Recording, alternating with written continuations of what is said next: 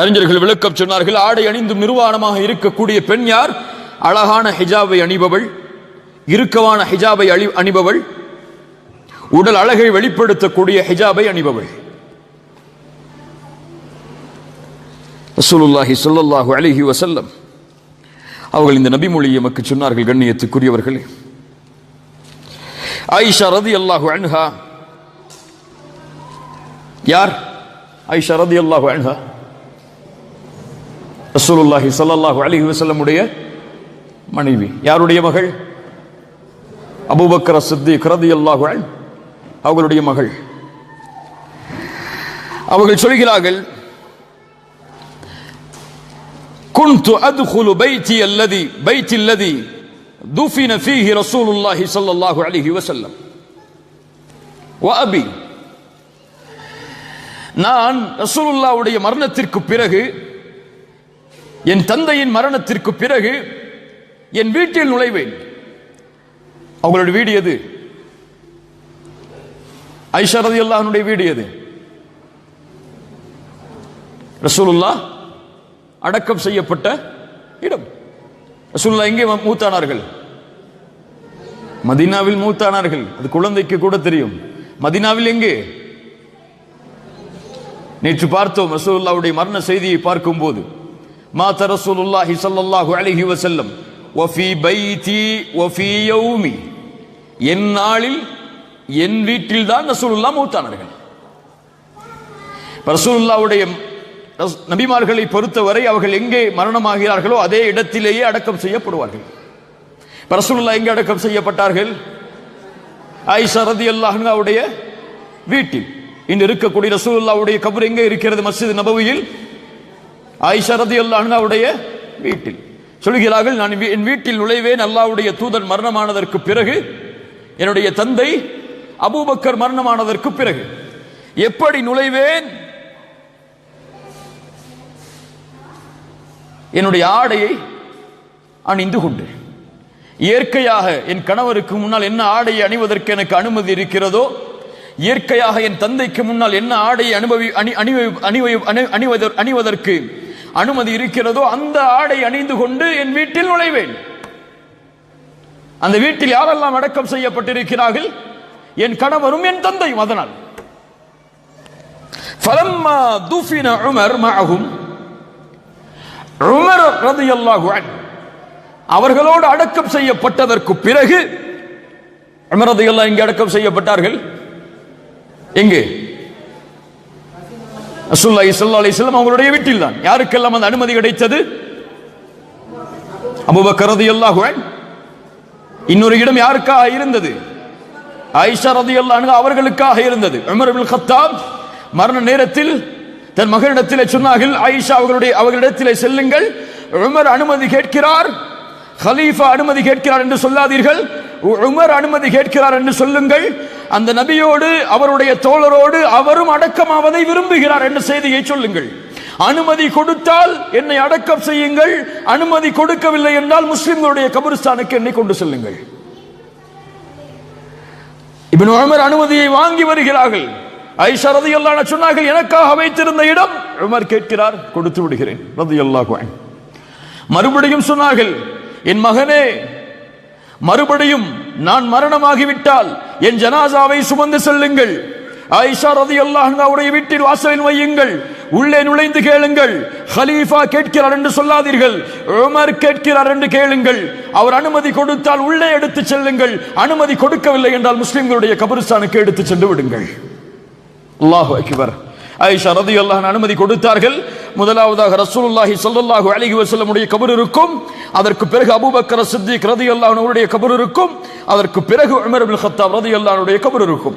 ரசூலுல்லாஹி ஸல்லல்லாஹு அலைஹி வஸல்லம் உடைய அவர்களுடைய கபர், அவர்களுடைய தோள்பட்டைக்கு நேராக அபூபக்கர் ரலியல்லாஹு அன்ஹுடைய தலை இருக்கும், அவர்களுடைய தோள்பட்டைக்கு நேராக உமர் இப்னு கத்தாப் ரலியல்லாஹு அன்ஹுடைய கபர் இருக்கும். அந்த தலைகளை கூட நேராக ஆக்கிவிடக் கூடாது என்று நபித்தோழர்கள் பயந்தார்கள். ஏன்? ரசூலுக்கு இருக்கக்கூடிய கண்ணியம் வேறு, அபூபக்கருக்கு இருக்கக்கூடிய கண்ணியம் வேறு. அபூபக்கருக்கு இருக்கக்கூடிய கண்ணியம் வேறு, ரலியல்லாஹு அன்ஹு. உமர் அவர்களுக்கு இருக்கக்கூடிய கண்ணியம் வேறு. அதனால் ஜனாசாவை அடக்கம் செய்யும் போது கூட ரசூலுல்லாஹ்வுடைய தோள்பட்டைக்கு நேராக அபூபக்கர் அவர்களுடைய ரலியல்லாஹு அன்ஹு அவர்களுடைய தலையை கொண்டு வந்தார்கள். அபூபக்கர் அவர்களுடைய தோள்பட்டைக்கு நேராக உமர் ரலியல்லாஹு அன்ஹு அவர்களுடைய தலையை கொண்டு வந்தார்கள். கிப்லாவை நோக்கி அவர்களுடைய தலை திரும்ப இருக்கும். இந்த 3 பேருடைய கபர் வந்ததற்கு பிறகு என் தந்தை என்னுடைய கணவர் இருக்கும் போது நான் இயற்கையான ஆடையில் உள்ளே நுழைவேன். ஆனால் எப்போது உமர் அடக்கம் செய்யப்பட்டாரோ, ஃபவல்லாஹி என் ரப்பின் மீது சத்தியம் செய்து சொல்கிறேன், மா தகல்து நான் அந்த வீட்டில் நுழைய மாட்டேன் முழுமையான ஹிஜாபை அணியாமல். வஹுவ மையித், உமர் அவர்கள் உயிரோடு இருக்கிறார்களா? உயிரோடு இருக்கிறார்களா? மையித். ஒரு ஜனாசாவிற்கு முன்னால் கூட ஆயிஷா ரலியல்லாஹு அன்ஹா சொன்னார்கள், என்னுடைய ஹிஜாபை முழுமையாக அணிந்துதான் அந்த அறைக்கு அதற்கு பிறகு நுழைவேன் என்று. அல்லாஹு அக்பர், அல்லாஹு அக்பர். இன்று மஹரம் என்றால் என்ன, கைர மஹரம் என்றால் என்ன, அந்நிய ஆண் யார், அந்நிய ஆண் யார் இல்லை, கடைக்கு சென்றால் அங்கே இருக்கக்கூடிய ஆண்களோடு எப்படி நடந்து கொள்ள வேண்டும், ஒரு வாகனத்தில் சென்றால் அந்த ஆண்களோடு எப்படி நடந்து கொள்ள வேண்டும், ஒரு அந்நிய ஆண் தன்னுடைய வீட்டிற்கு வந்தால் எப்படி நடந்து கொள்ள வேண்டும், தன் கணவனின் சகோதரர் அந்த வீட்டில் இருந்தால் அவரோடு எப்படி நடந்து கொள்ள வேண்டும், எந்த ஒழுக்கமும் கடைபிடிக்கப்படாமல் கணவருக்கு முன்னால் எந்த நிலையோ இல்ல, மஷா அல்லாஹ், எல்லோரையும் சொல்லவில்லை, அல்லாஹ் பாதுகாத்தவர்களை தவிர அவர்கள்தான், அவர்களுக்கு மற்ற எல்லோரும் சமம்தான். கணவரிடத்தில் எப்படி பேசுவார்களோ அப்படித்தான் ஒரு பொருளை வாங்க சென்றாலும் மற்றவர்களிடத்திலும் பேசுவார்கள். இல்ல, மஷா அல்லாஹ், அல்லாஹ் பாதுகாத்தவர்களை தவிர. ஆயிஷா ரலியல்லாஹு அன்ஹா கணவன் உயிரோடு இருக்கும் போதும் அதே நிலை, தந்தை உயிரோடு இருக்கும் போதும் அதே நிலை, தந்தையும் கணவரும் மரணமானதற்கு பிறகும் அதே நிலை, ஒரு அந்நியான் உள்ளே நுழைந்ததற்கு பிறகு அதுவும் மையித்தாக அவர்களுடைய நிலை வேறு. இந்த வெட்க குணத்தை தான் இஸ்லாம் எதிர்பார்க்கிறது. அவர்கள் சொல்கிறார்கள் அதே வார்த்தையை, ஏன் நான் அப்படி அமைத்துக் கொள்வேன் தெரியுமா? ஹயாஅன் மின் உமர், உமரோடு நடந்து கொள்ள வேண்டிய வெட்க குணத்தால். ஹயாஅன் மின் உமர், சுப்ஹானல்லாஹ். ஆயிஷா ரலியல்லாஹு அன்ஹா சொல்கிறார்கள், கண்ணியத்துக்குரியவர்களே, அல்லாஹோடு வெட்க குணத்தோடு நடந்து கொள்ளவில்லை என்றால் அவர் யாரோடும் வெட்க குணத்தோடு நடந்து கொள்ள மாட்டார். ரசூலுல்லாஹி ஸல்லல்லாஹு அலைஹி வஸல்லம் அவர்கள் சொன்னார்கள், நபித்துவத்தின் வார்த்தையில் ஒன்று, இதா லம் தஸ்தஹி ஃபஸ்னா மா ஷிஅதி மா ஷிஅத, நீங்கள் வெட்க குணம் இல்லை என்றால் எதை வேண்டுமானாலும் செய்து கொள்ளுங்கள். வெட்கமில்லை என்றால் எதை வேண்டுமானாலும் செய்து கொள்ளுங்கள். அல்லாஹ் ரப்புல் ஆலமீன் அதைத்தான் பொருள்பட சொல்கிறான், யஅமலு மா ஷிஅதும் இன்னஹு பிமா தஅமலூன பஸீர்.